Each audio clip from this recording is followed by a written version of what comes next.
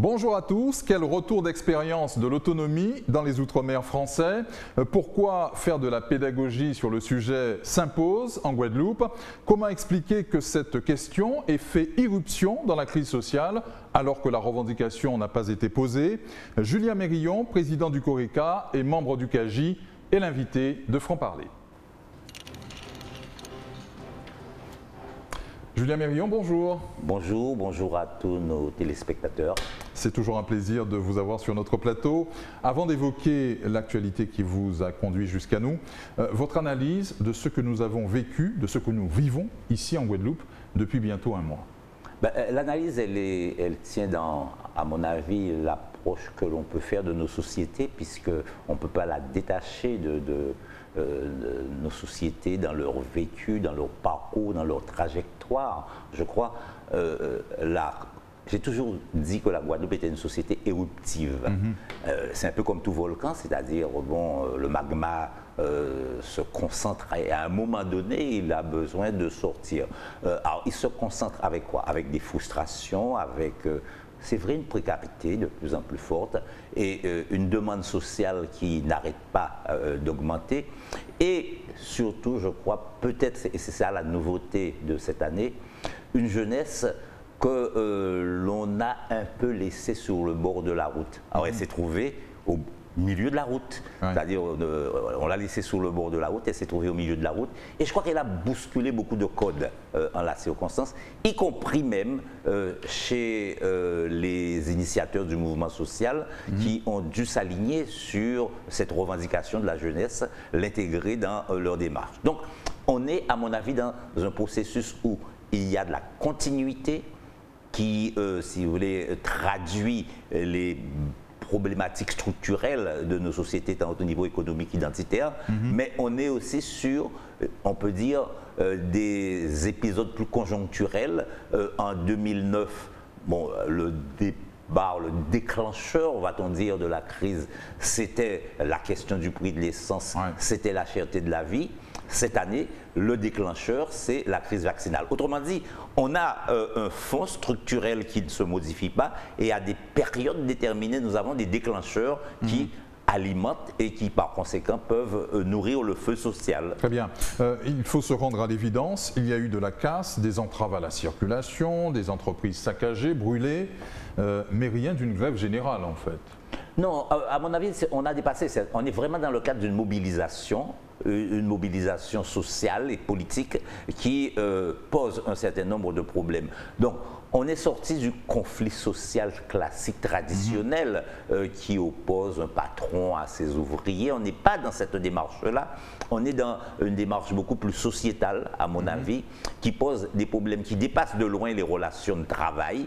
Et c'est en ce sens que le terme de grève générale est un peu inadapté dans la mesure où il ne s'agit pas d'un arrêt de travail généralisé.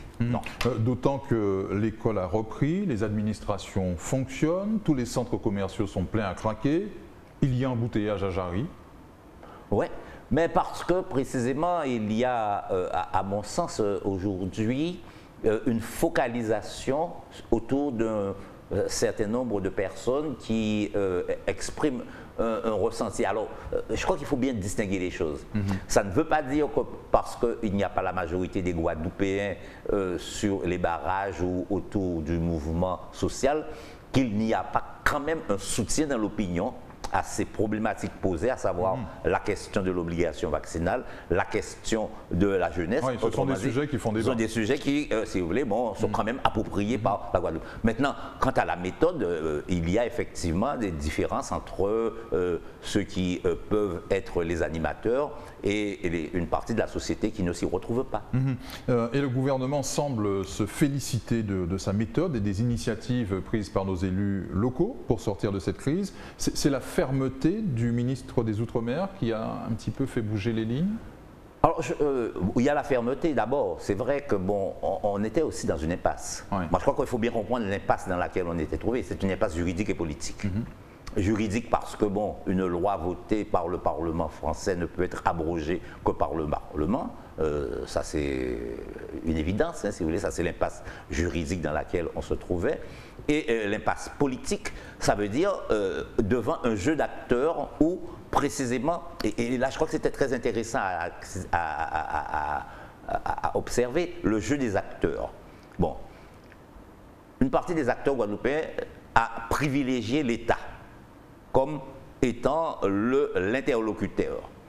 Et l'État nous renvoie à nous-mêmes, nous dit, mais, réglez vos problèmes là entre vous, et ensuite, bon, s'il y a des choses qui me concernent, je vais m'en occuper. Et c'est ça le jeu d'acteur qui a fait que, bon, l'État est passé au-dessus. L'État est passé au-dessus, et en final de compte, quand on analyse, quant au fond, de point de vue politique, tout comme ce fut le cas en 2009, on est devant une logique qui, à mon avis, est implacable et qui aboutira toujours à ce type de résultat. On est en demande d'État. Et en demande d'État, bien évidemment, l'État a les moyens de conduire le jeu. Dès lors qu'on est en demande d'État, l'État a les moyens de conduire le jeu. Et c'est là toute la difficulté à gérer des situations comme celle-ci. Les méthodes proposées ont des chances d'aboutir, à votre avis? Il va falloir s'en sortir un jour. Je ne crois pas que on va rester dans un conflit social permanent. Donc les méthodes proposées, à un moment donné, vont se rencontrer. Ça, c'est inévitable parce que, bon, d'un côté comme de l'autre, je ne pense pas que l'on veuille jouer sur le pourrissement et par conséquent arriver à une solution qui permette au moins de tirer quelques avantages de ce conflit. Oui.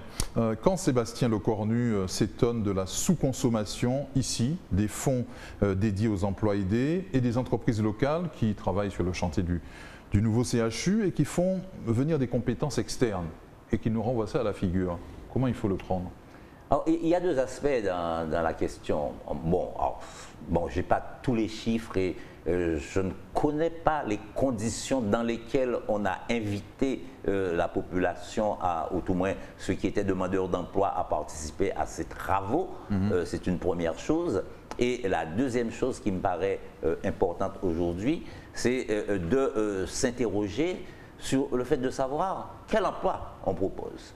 Si vous avez Bac+5 et qu'on vous dit de venir sur le chantier pour porter des briques, je ne pense pas que ça peut vous intéresser. Et là, il faut s'interroger globalement sur une société où le niveau culturel généralement a augmenté, où à peu près tout le monde arrive au niveau bac. Vous ne pouvez pas demander à quelqu'un qui a un niveau bac d'être, si vous voulez, dans des tâches extrêmement subalternes sur un chantier. Ça, c'est, à mon avis, inévitable. Que l'on en arrive à cette situation où les personnes refusent de participer à ces chantiers d'insertion, entre guillemets. Maintenant, il est clair qu'il y a un réel problème de l'adéquation entre l'offre et la demande d'emploi.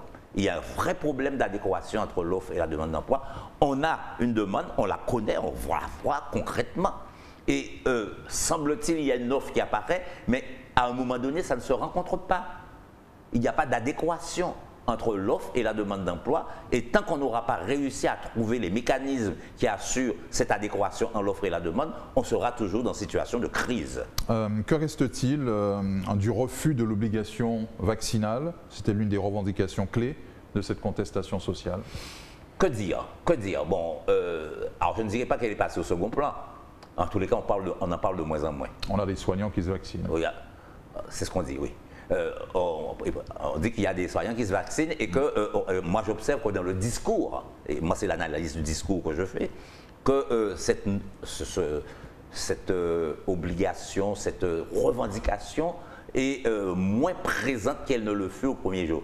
Ce qui ne signifie pas que la population guadeloupéenne se vaccine et court se vacciner pour autant. Donc, le problème reste entier, mais il est clair, peut-être qu'il y a une prise de conscience de la difficulté à appréhender le problème sous l'angle sous lequel il avait été abordé et qu'il faudrait peut-être l'adapter et réajuster.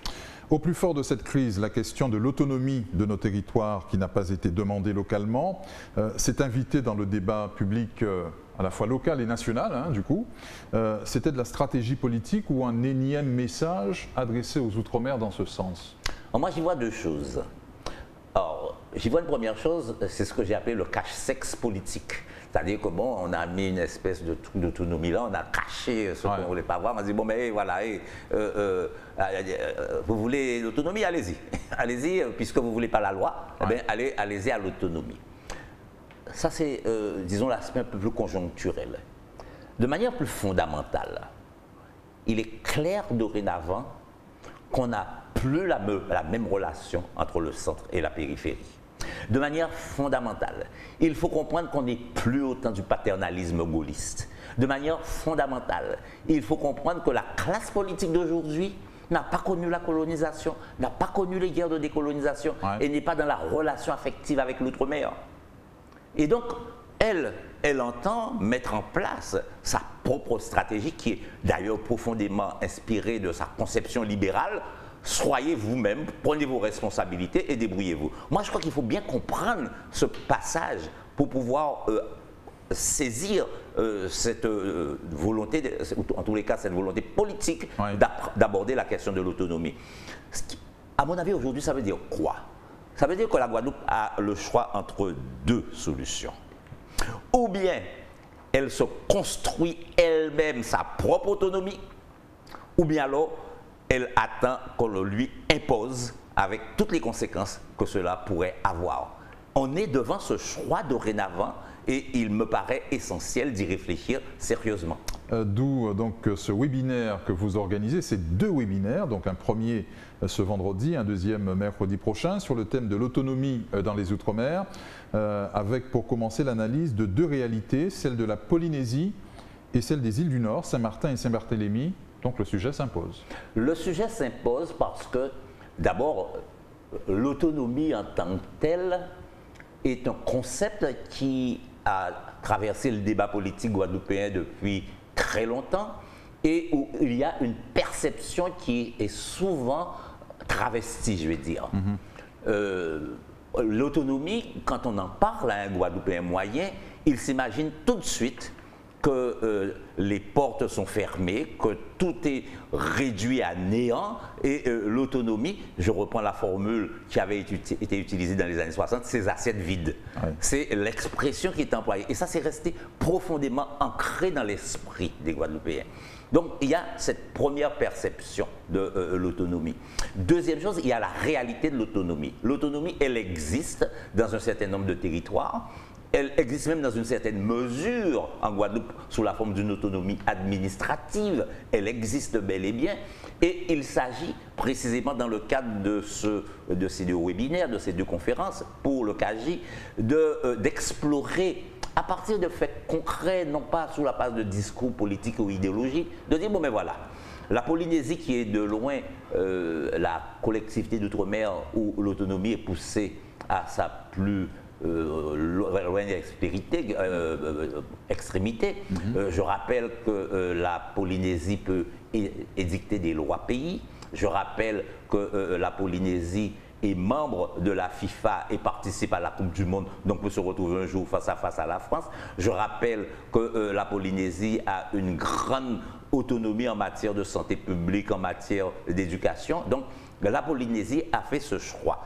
Et il importe pour nous de voir concrètement comment les choses fonctionnent, quelles sont les relations avec l'État, mais surtout quelles sont les relations avec les pays du Pacifique. L'autre exemple qui a été pris, que nous avons choisi volontairement, ce sont deux territoires qui ont acquis l'autonomie en 2007. Il s'agit d'une part de Saint-Barth et d'autre part de Saint-Martin. D'un côté, on a une autonomie qui, à mon avis, se rapproche de plus en plus de celle de la Polynésie, sans aller peut-être jusque-là, mais où la Saint-Barth a aujourd'hui comme objectif de prendre en charge le maximum de compétences à gérer sur place Et ils le font avec un certain succès. Et d'autre part, Saint-Martin, où l'autonomie est moindre, d'ailleurs Saint-Martin est région ultra-périphérique de l'Europe, il ne faut pas l'oublier. Saint-Martin a une politique sociale qui est fortement ancrée, si vous voulez, sur les dispositifs nationaux compte tenu du poids de l'immigration, etc. Donc, on a deux pays qui se réclament d'une certaine autonomie, mais avec des trajectoires différentes. Et il est intéressant de pouvoir analyser tout cela, notamment pour pouvoir situer la problématique de l'autonomie et voir en quoi, si vous voulez, aujourd'hui, on peut débloquer une réflexion, sortir des sentiers battus, d'autant plus que la Constitution permet de construire une autonomie à la carte. Tout à fait. L'autonomie sonne en tout cas comme un épouvantail. Il a suffi d'ailleurs que le ministre des Outre-mer évoque cette éventualité pour la Guadeloupe, appuyée ensuite par le chef de l'État, pour que les tenants de responsabilités accrues au plan local tempèrent et calment le jeu. Ça reste un sujet sensible. Ça reste un sujet sensible, je l'ai dit. Hein. Alors, il faut bien comprendre, et ça va être l'objet d'ailleurs du deuxième webinaire que nous organisons mercredi prochain, le mercredi 15, où nous allons étudier la question de l'autonomie dans le débat politique en Guadeloupe. Et l'analyse va bien nous montrer comment, en réalité, l'autonomie est auréolée de cette espèce de cercle de misère. L'autonomie, c'est la misère.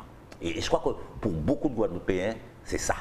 Et c'est cette idée-là qui prévaut dans la représentation qu'ils ont. Et là, je parle de représentation, la représentation qu'ils ont de l'autonomie. Ah oui. Mais ça débouche sur un autre problème plus fondamental, deux problèmes plus fondamentaux. Le premier problème fondamental, c'est la notion de responsabilité. Je crois que nous sommes aujourd'hui face à nous-mêmes et à la question de la responsabilité. Sommes-nous à même d'être responsables? Et ça nous ramène à une deuxième chose qui est essentielle à mon avis, qui est celle de la culture politique. Nous avons une culture politique qui est essentiellement structurée et organisée autour de l'assimilation. Et cette culture génère essentiellement un réflexe de dépendance. Et cette structure politique, cette culture politique fait que, bon, dès lors que l'on parle, ne serait-ce que de desserrer quelque peu les amarres, cela provoque une certaine détresse, cela entraîne un certain nombre de troubles qui ne sont pas simplement des troubles politiques, ce sont des troubles psychiques. On est à un niveau là qui est un niveau extrêmement profond de l'être humain, et je crois que là c'est une question de génération. Nous avons des générations pour lesquels le mot était entièrement tabou. Il y a une nouvelle génération qui l'entend, mais attends, qui est prudente. Sa prudence, c'est de dire, je veux bien l'autonomie, mais avec qui? Je ne la veux pas avec la classe politique d'aujourd'hui parce qu'ils se sont montrés incapables de gérer les choses. Donc, on est déjà dans une évolution de la démarche. Alors, moi, je leur renvoie la question, eh bien, mettez-vous pour que ce soit vous qui soyez les acteurs de cette autonomie-là. Oui, effectivement. Parce que vouloir aller plus vite que le peuple sur une question qui détermine à ce point l'avenir du territoire, c'est un exercice à haut risque. C'est un terrain qui se prépare et qui suppose de faire évoluer non seulement les mentalités, mais aussi que nos élus inspirent davantage cette confiance. Voilà. Alors moi, ce que je voulais dire, et j'entends très bien votre question, elle était pertinente à ce niveau-là, tous les processus d'autonomie ne sont pas des processus politiques. Ils sont avant tout des postures sociales et sociétales. Autrement dit, on est autonome dans sa tête. D'abord. Et après, eh bien, on va mettre en place des structures qui permettent de gérer cette autonomie. Mais on ne devient pas autonome par décret. Ça ne s'est jamais vu. Et l'exemple d'ailleurs le plus illustre à cet égard, c'est l'exemple des pays qui nous entourent, les pays anglophones de la Caraïbe. Ils n'ont jamais été dans l'assimilation, dans la dépendance. Et quand on leur parle de self-government, c'est la traduction d'autonomie, c'est pour eux tellement naturel, ils n'imaginent pas qu'il puisse exister autre chose que cela. Ils n'imaginent pas qu'il puisse exister autre chose que ça. Parce que leur culture politique a été construite à partir de cette relation où ils étaient d'emblée responsables. Je vous donne un seul exemple, Thierry Fenderick.